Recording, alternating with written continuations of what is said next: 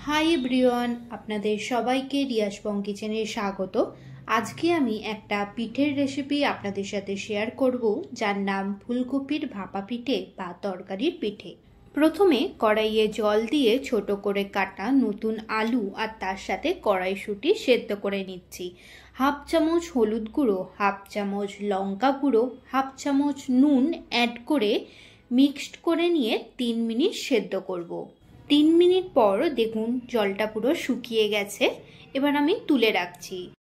এবার একটা বলে 4 হাতা চাল গুঁড়ি, 1 চামচ নুন নিলাম। এখানে আমি সিদ্ধ চালের গুঁড়ি ইউজ করেছি। ফুটন্ত গরম জল 2 হাতা প্রথমে দিয়ে মাখতে থাকবো। যতটা পরিমাণে লাগবে ততটা দিয়ে একটা আমি মণ্ড তৈরি করে নিচ্ছি। 1 মিনিট ধরে ভালো করে আমি মেখে নেব। প্রথমে একটুখানি স্টিকি ভাব থাকবে, 5 মিনিট রেস্টে রাখলে দেখবেন ঠিক হয়ে গেছে। মণ্ডটা সাইডে রেখে দিয়ে আমি ওই কড়াইয়ে পরিমাণ মতো জল দিয়ে সেম প্রসেসে ফুলকপিটাও সেদ্ধ করে নেব।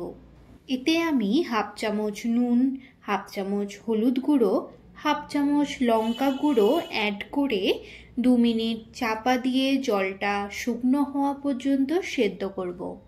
আমার ভিডিওগুলো যদি আপনাদের ভালো লেগে থাকে তো লাইক অ্যান্ড শেয়ার অবশ্যই করবেন, সাবস্ক্রাইব করতে ভুলবেন না। ফুলকপিটা ভালোভাবে সেদ্ধ হয়ে গেছে, তাই তুলে রাখলাম। কড়াইয়ে তেল দিয়ে শুকনো লঙ্কা জিরে ফোড়ন দিলাম। ফোড়নটা ভালো করে ভাজা হয়ে গেছে। সেদ্ধ করা ফুলকপিটা অ্যাড করে দিচ্ছি।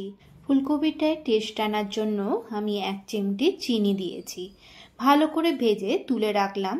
আবারও শুকনো লঙ্কা জিরে ফোড়ন দিয়ে সেদ্ধ করা আলু কড়াইশুঁটিগুলো ভালো করে ভেজে নিচ্ছি। ভালো করে ভাজা হয়ে গেছে। এবার ভেজে রাখা ফুলকপিগুলো অ্যাড করে 2 চামচ ভাজা মশলা দিয়ে দিলাম। গ্যাস বন্ধ করে ভালো করে মিক্স করে নিলেই পুরো রেডি। এই ভাজাটা একবার রুটি দিয়েও খেয়ে দেখতে পারেন, খুব ভালো লাগবে।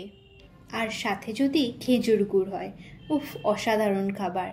এবার আমি লেচি থেকে প্যারার মতো কেটে আঙুলে প্রেস করে একটা বোলের মতো করে নিচ্ছি। আমি আমার বাড়ি গেছিলাম, আমার মা আমাকে এই পিঠেটা বানিয়ে খাইয়েছে। আমার মায়ের হাতে এই পিঠেটা আমার খুব ভালো লাগে। একবার বাড়িতে আপনারাও বানিয়ে দেখুন, দেখবেন আপনাদেরও খুব ভালো লাগবে। এবার এর মধ্যে আমি 1 চামচ পুর দিয়ে আঙুলের সাহায্যে মুখটা ভালো করে চেপে নিলেই রেডি। এর মধ্যে 1 চামচের বেশি পুর দেবেন না, দিলে পুরটা বেরিয়ে যাওয়ার চান্স থাকে। দেখুন কি সুন্দরভাবে আমার একটা বানানো হয়ে গেল। এরকমভাবে আমি সবকটা বানিয়ে নিয়েছি। আপনাদের সুবিধার জন্য আমি আরেকটা বানিয়ে দেখাচ্ছি।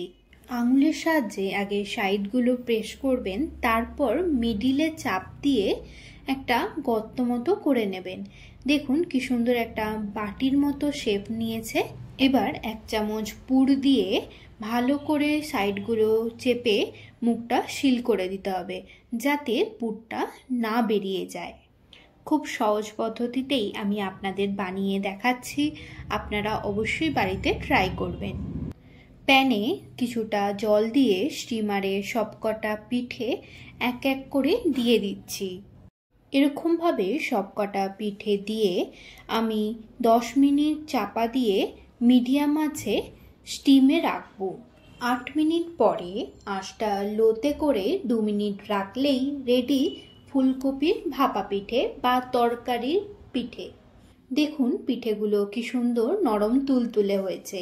গরম গরম পিঠে আর খেজুরের গুড় অসাধারণ খাবার।